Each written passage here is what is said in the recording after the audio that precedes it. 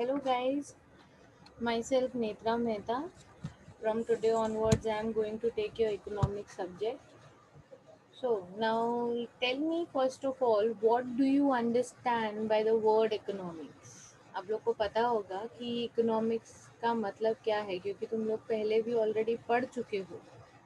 हम लोग और थोड़ा उसको डिटेल में पढ़ेंगे. Fine. Now you all can tell me. Yes. Yes. Economics is a science. वो एक साइंस है जो ह्यूमन बिहेवियर को पढ़ता है. हाउ. नाउ जैसे कि हमारी कोई विशेस होती है, हमारे डिमांड्स होते हैं, हमारे वांट्स होते हैं, हमारे डिज़ायर्स होते हैं, ये सब को स्टडी करती है इकोनॉमिक्स. सेकेंड थिंग, जो रिसोर्सेज स्केर्स्ड हैं वो उसे स्टडी करती है, अलोकेशंस ऑफ रिसोर्सेज को स्टडी करती है. नेक्स्ट, कंज्यूमर को मैक्सिमम सेटिस्फैक्शन मिलना चाहिए. अभी मेरी कुछ वांट है वो कंप्लीट हो रही है, तो वो वांट कंप्लीट होने के बाद मुझे कितना सेटिस्फैक्शन मिल रहा है, that is called the consumers maximum satisfaction. Next is, मुझे सेटिस्फैक्शन तो मिल गया भाई, वो मेरी वांट मेरी कंप्लीट हो गई उसके बाद, बट मैंने जो चीज़ खरीदा वो चीज़ जिसने बनाई है, मतलब प्रोड्यूसर ने बनाई है, तो उसको वो प्रॉफिट भी तो होना चाहिए. तो प्रोड्यूसर क्या ट्राई करेगा? Producer is trying to earn maximum profit. Correct. Next, producer को ये भी ध्यान रखना है कि सोसाइटी की वेलफेयर का ध्यान रखना है, अपनी सराउंडिंग का ध्यान रखना है. By producing the goods and services for the consumers, they have to keep in note that they don't hurt or destroy our environment. Okay. और एक चीज इकोनॉमिक्स देखता है, शॉर्टेज. किस चीज की? Shortages of goods, resources in the relationship to their demand. Right. अभी goods की, सर्विसेज की, इकोनॉमिक्स में एक स्केर्स रिसोर्सेज है. हम कुछ भी रिसोर्सेज हम यूज करते हैं, that are scarce, we have to use it very carefully. Okay. So एक एग्जांपल देती हूँ तुम लोगों को. जैसे इकोनॉमिक्स में हम बजट की बात करते हैं, हर साल एक नया बजट निकलता है. तो एक छोटा सा एग्जांपल देती हूँ. बजट हमारे गवर्नमेंट निकालती है, राइट. उस पे से हम अ, एक फैमिली के बजट की बात करते हैं. आपके घर पे भी पेरेंट्स जब भी घर चलाते हैं, जिसे हम घर खर्च बोलते हैं, उसे बजट भी तुम लोग कह सकते हो, कि हर महीने कितना खर्चा होता है वो मम्मी पापा दोनों दे सिट टुगेदर और दे डिसाइड बिफोर कि एक महीने का इतना खर्चा होगा, एक महीने का इतना बजट होगा, तो हमें इतना अर्न करना है. कि लाइट बिल है, मेंटेनेंस बिल है, हमें खाना लाना है, ग्रेन स्टोर से हमें कुछ खरीदना है. Many things are there that work in the house and we want in the house, right? So this is the budget जिससे हम डिसाइड करते हैं कि how our house will be going on for a month. Okay. So budget decide करता है, it is decided before. So now let us start with the first chapter. तुम लोग का first chapter है basic concepts in economics. So we'll start with the introduction first. उसमें तुम लोग अगर देखते हो तो तुम लोग तो आज की नई जनरेशन हो, तो तुम लोग को पता ही होगा that it is like new technologies are invented in today's world. There are many inventions. बहुत सारे इन्वेंशंस हुए हैं, बहुत सारी टेक्नोलॉजीज हैं जो इन्वेंट हो रही है. जैसे तुम लोग का तो मेन इन्वेंशन है तुम लोग के मोबाइल फोन्स. बहुत पसंद है तुम लोगों को, अब तक मिल भी गए होंगे तुम लोगों को. हाँ. and you all are like very naughty that you all want mobile phone, मेरे दोस्त ने ये फ़ोन लिया है तो मुझे वही फ़ोन चाहिए। इन्वेंशन है। अभी ये कुछ ना कुछ नई चीज़ें, there are something not about mobile phones I am talking, there are many things that science is inventing. So economics is called as a science and it studies the human behavior. Fine. Now, let us see what is science first. See, introduction में क्या लिखा है पहले पढ़ते हैं. Today's world is marked by scientific inventions and discoveries.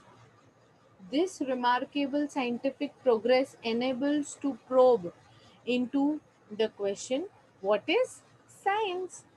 Science is the systematic body of knowledge. There are two types of science. तुम लोग को पता ही होगा यार, स्कूल में तो पढ़ा है तुम लोगों ने. वापस it is just a one type of a revision that we are doing.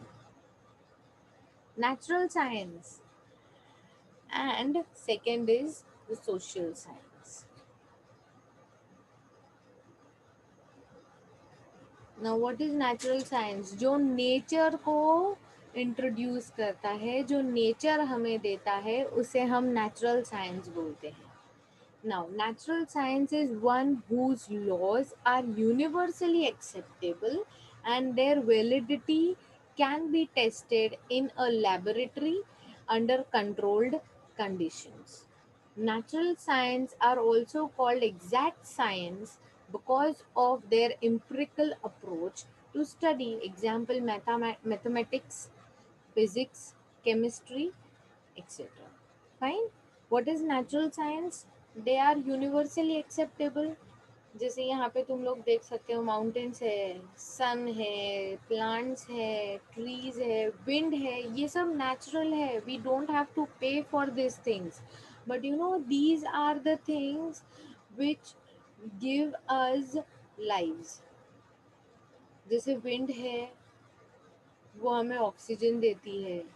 Trees जब ग्रो होते हैं, they inhale carbon dioxide and exhale oxygen, so we get oxygen. Sunlight, हम सन हमें सनलाइट देते हैं. माउंटेन्स हैं, you know there are many things, these are universally accepted, right? Next is our social science. What is social science? Social science is called as a abstract or behavioral science because it is related to the study of some or the other aspect of human behavior. ये human behavior को study करता है. Psychology is related to mental aspect of human behavior. Sociology is related to the study of social aspects of man as a member of a society. Human behavior can neither be empirical tested nor be studied in the laboratory. अभी एक human का जो behaviour है वो laboratory में test नहीं हो सकता, या फिर you can test it empirically also. हम लोग टेस्ट नहीं कर सकते. हाँ, वो सामने वाले बंदे को अगर हम जानते हैं, वो हमारा दोस्त है, then you can know him और you can know his behaviour, but you can test the behaviour of the human being in the laboratory. कि वो बंदे को सुला दिया, उस पे उसके माइंड पे हम टेस्ट करते हैं कि इसका बिहेवियर कैसा है, तो वो सब नहीं होने वाला भाई. वैसे बिहेवियर नहीं पता चलता सामने वाले का. So they are the only statements. ये सब स्टेटमेंट्स है यार of general human tendencies. Okay, the main thing we are going to start now, the meaning of economics. See, we'll start. And one more thing is there, okinomos. Okinomos है जो बोलता है, it is a Greek word that says how to manage the household. अभी ये family का photo दिख रहा है तुम लोगों को. अभी ये फैमिली अपने घर को कैसे चलाती है. जैसे मैंने बजट की तुम लोग को बात की, तो वो फैमिली हर महीने अपने घर खर्च कैसे निकालती है, ये उसको हम ओकेनोमोस बोलते हैं. The management of house hold income and expenses of the family is known as okinomos. Okay, now next thing is the meaning of economics.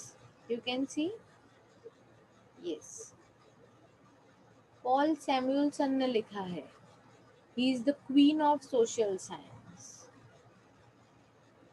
See, now economics is a social science. The origin of the term economics lies in the Greek word oikonomia, which means management of the household.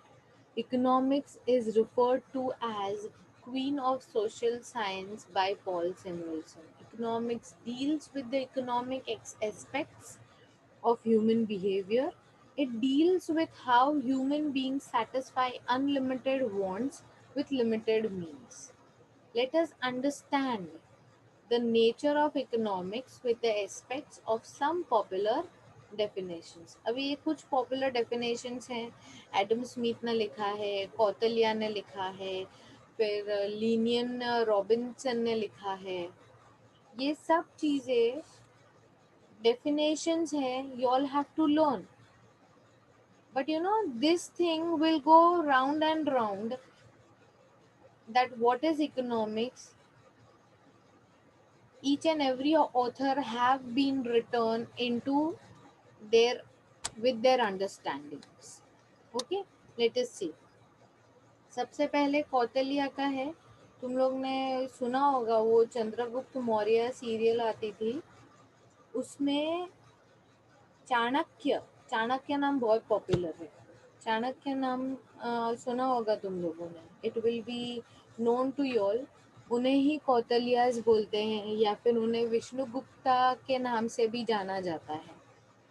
ये बहुत सारे नाम है, but you know he was a very brilliant man. He was a, you know, you can say as he was an economist. उन्होंने भी बोला है अर्था. Artha means what? Artha means wealth and shastra means science. अर्थशास्त्र वर्ड तुम लोग ने सुना होगा. so means wealth science means arthashastra, implies the science of acquiring and managing wealth. Essentially, arthashastra is a treasure on political economy in its broadest sense. Now, उन्होंने कुछ की points दिए हैं. की पॉइंट्स क्या है? अभी वो क्या बोल रहे हैं कि वेल्थ और साइंस, अर्थशास्त्र is a one thing, right, and it is means of acquiring and managing wealth.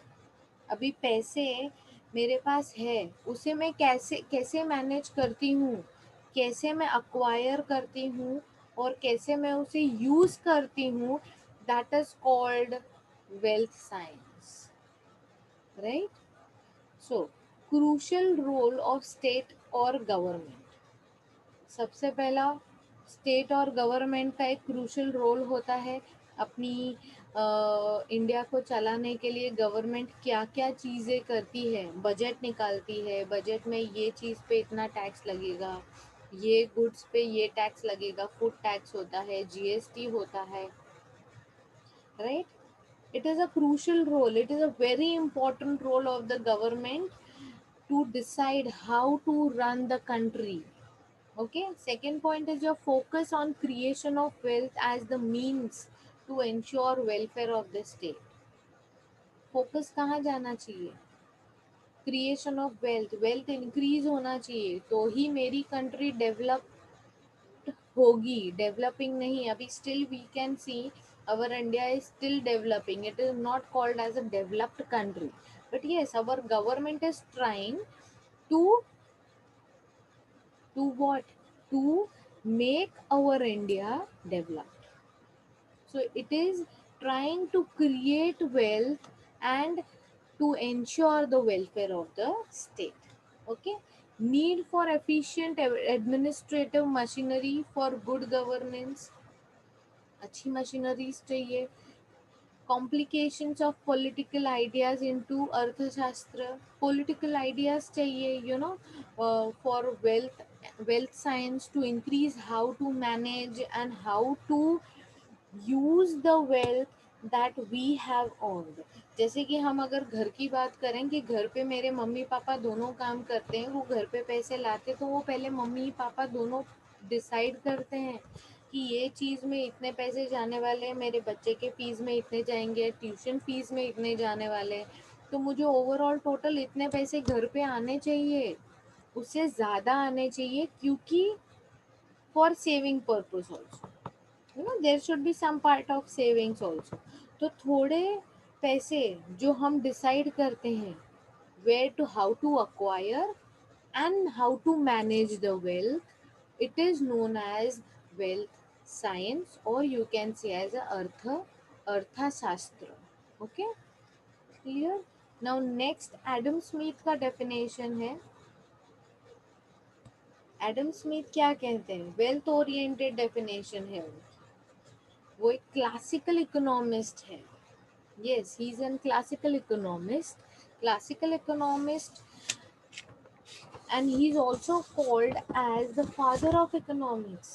Yes, classical economist तुम लोग बोलते हो तो it will be of 18th century. 18th century को हम classical economist बोलते हैं, right? This is Adam Smith. You can see the picture.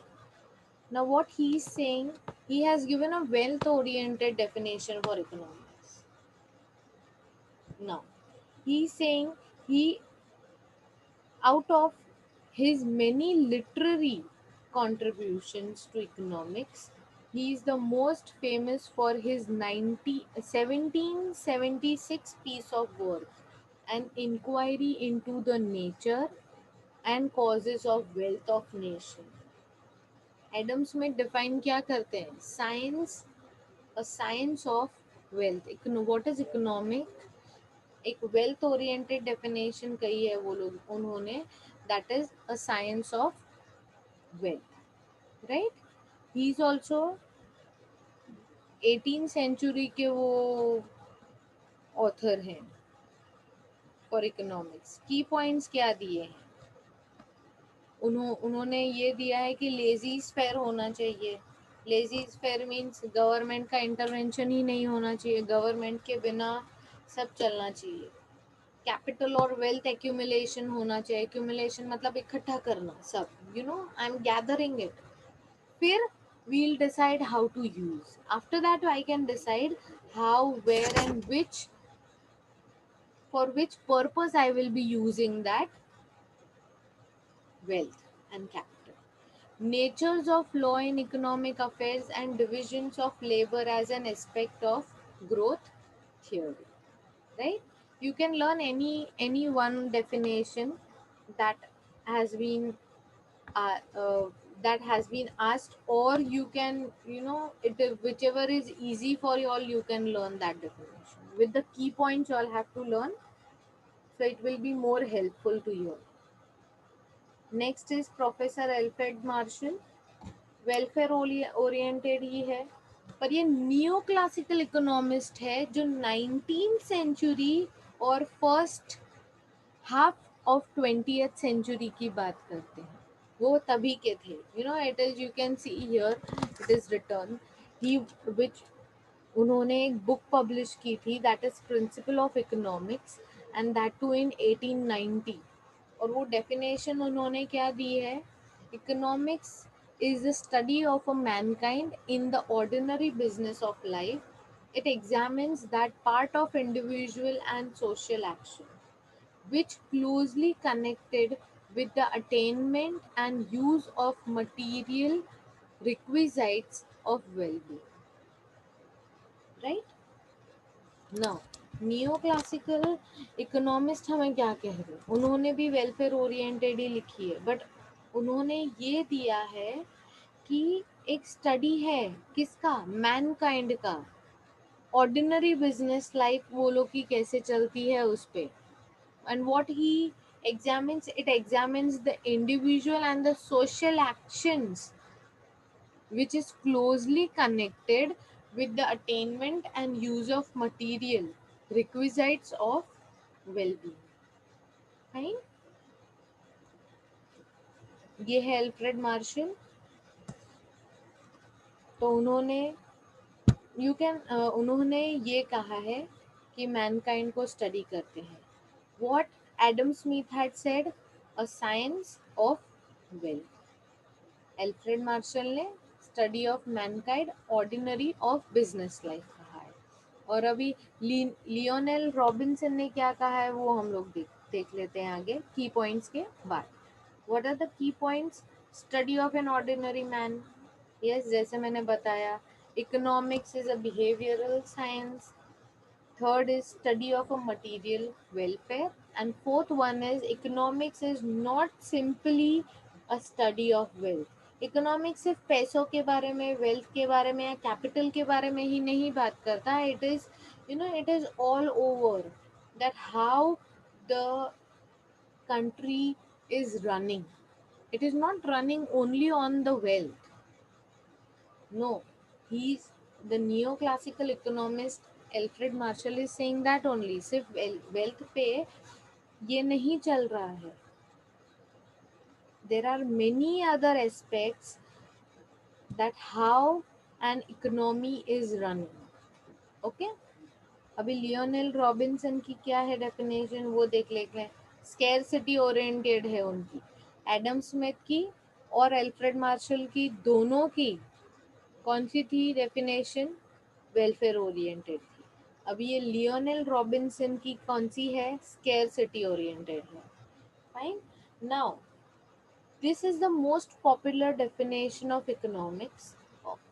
Robins, in his book entitled An Essay on the Nature and Significance of Economic Science, published in 1932. First कौन सा था? 1776. वो classical economy था जो 18 century में था. Next कौन सा ईयर था हम लोग का? 1980 था. That was Alfred Marshall. And अभी लियोनेल रॉबिन्सन ने 1932 में पब्लिश किया था an essay on the nature and significance of economic science. तो ये हो गया 20th सेंचुरी टिल डेट. अभी तक it is called as an modern authors है ये सब. फाइन. तो उसकी डेफिनेशन क्या है? ह्यूमन बिहेवियर को तो सब स्टडी करते हैं. Yes, economy is reading the studies the human behaviour, but between whom? Between ends and the scarce means which have alternative uses. जैसे हमें पता है कि इकोनॉमिक्स में देर आर स्केर्स रिसोर्सेस. अच्छा चलो एक एग्जांपल इस पे से देती हूँ तुम लोगों को. तुम लोग को पॉकेट मनी दी है 500 रुपए. फाइन. और वो 500 रुपए मुझे ये बताओ कि तुम लोग कहाँ पे कहाँ कहाँ पे यूज करोगे वो बताओ. you all are having 500 rupees. Fine.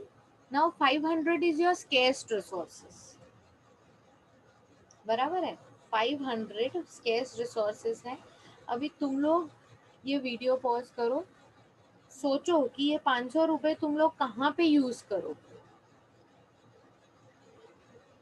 Necessity हो सकती है, तुम लोग की वांट कंप्लीट हो सकती है, तुम लोग के बस या रिक्शा के फेयर्स हो सकते हैं, तुम लोग को खाने के लिए कुछ चाहिए कैंटीन से, या फिर तुम लोग को मूवी देखने जाना. ये बहुत सारी चीजें. Options I am giving all the options. 500 rupees these are your scarce resource. या 500 रुपए तुम लोग के स्केर्स रिसोर्स है. अभी वो आप लोग पे है, आप लोग कहाँ पे यूज करो. Wants are unlimited. सी की पॉइंट में भी रॉबिन्सन ने बोला है कि वॉन्ट्स अनलिमिटेड है. Means are comparatively limited. wants are gradable on the basis of priority. तुम लोग अभी ये 500 रुपए में से मैंने तुम लोग को इतने सारे ऑप्शन दिए, अभी उसमें से तुम लोग के पास कौन सी ज्यादा वाली वांट है, means what in which want you all are giving the priority, that will be completed first. Means have alternative uses. Yes. अभी तुम लोग चलो ये डिसाइड करते हो कि 100 रुपए में मैं मूवी देख के आऊंगा इन ऑर्बिट में, बचे 400 रुपए यार, मुझे फिर रोज कॉलेज जाना है, क्लासेस जाना है, तो मैं चलो क्लासेस चल के चला जाऊंगा, चलो वहां पे थोड़ा खर्चा कम हो गया, पर कॉलेज तो जाना है, कॉलेज तो यहाँ से दूर है, मुझे बस या रिक्शा करनी पड़ती है, तो बस से ही चला जाऊंगा चलो, फिर भी मेरे 200 रुपये उसमें चले गए।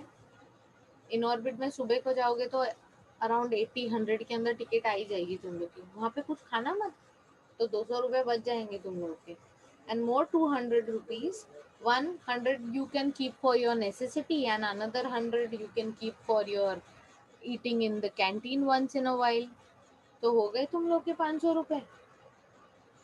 But this is the option that I have given, पर जहाँ पे तुम लोग उसको प्रायोरिटी बनाओगे वो बॉन्ड तुम लोग की पहले कंप्लीट हो, बट स्केर्स क्या हो गया, तुम लोग के 500 रुपये जो तुम लोग को पॉकेट मनी मिले थी पूरे महीने के लिए,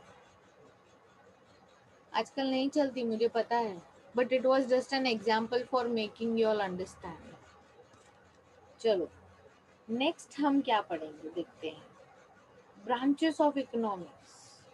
now what is branches of economics, उसमें दो इकोनॉमिक्स है, micro economics and macro economics. Yes, अभी माइक्रो इकोनॉमिक्स मतलब क्या, छोटा छोटा छोटा छोटा छोटा, that is called micro economics. जैसे हमने बात की कि मैं कोई पर्टिकुलर हाउस होल्ड की बात करूं, पर्टिकुलर घर खर्च की बात करूं तो वो माइक्रो हो गया, पर मैं पूरी कंट्री कैसे चल रही है, how the whole world is working, world is working, each and every country की अगर हम बात करें कि हर एक गवर्नमेंट हर एक कंट्री में अपनी गवर्नमेंट वो कैसे रन करती है अपनी कंट्री को, उसको मैं मैक्रो इकोनॉमिक्स बोलूंगी। जैसे हम नेशनल इनकम बोल सकते हैं, नेशनल आउटपुट आ गया, टोटल आउटपुट आ गया, टोटल सेविंग्स आ गया, वो सब चीज आ गया तो उसको मैक्रो इकोनॉमिक्स बोलेंगे। इट इज लार्ज और यू कैन से big. Micro economics mean small, where you can count as individual variables such as household है, worker है, firm है, industry है, सब। अभी इस पे एक एग्जांपल सुनो, हर हर 10 साल में सेंसस निकलता है, 2021 मतलब सेंसस निकलने वाला था, निकलेगा नेक्स्ट ईयर निकलेगा, तो वो जब सेंसस निकलता है उसके अंदर पॉपुलेशन काउंट होता है, उसके अंदर डेथ रेट, बर्थ रेट सब काउंट होता है, उसके अंदर नेशनल इनकम भी काउंट होता है, तो हर एक के घर पे कितने जन एम्प्लॉयड है, वो लोग की सैलरीज कितनी है, वो सब लिखा जाता है। उसके बाद वो हर एक इंडिविजुअल की जिस जिस स्टडी की है ना हमने, जो सेंसस में हर एक इंडिविजुअल पे के घर पे जाके जो स्टडी हुआ है वो सबको एक टोटल होता है उसका, और टोटल के बाद जो आंसर निकलता है ना, that I am giving a huge amount, a big amount I am getting, that is called micro economics. सिर्फ हम लोग नेशनल इनकम की अगर मैं बात करूँ तुम लोगों को, तो हर एक एम्प्लॉयड पर्सन, एम्प्लॉयड जो कमाता है, वेजेस एंड सैलरी अर्न करता है, उसकी इनकम, सब इंडिविजुअल की इनकम अगर हम टोटल करेंगे और जो आंसर निकलेगा वो मेरा नेशनल इनकम होगा। और हर एक इंडिविजुअल की सैलरी को पढ़ना, जानना, that is called my micro economics. Okay, उसकी डेफिनेशन हम देखते हैं। केनेथ बोल्डिंग की डेफिनेशन है, definition of microeconomics. Microeconomics is the study of particular firms, particular households, particular price, wages, incomes, individual industries, and particular commodities.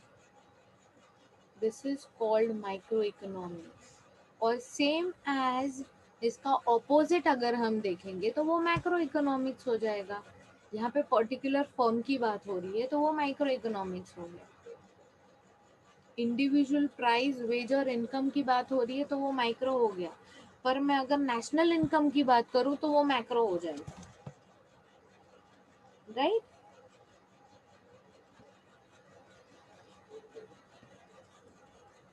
So till here we'll end the session. इसके बाद हम क्या करेंगे, basic concepts of micro economics है वो हम complete करेंगे second lecture में. Till then please go through this and complete your studies till here. और आगे भी पढ़ो थोड़ा. So when you are watching my lecture, so you will be known that what I am making you all learn. Okay, bye bye.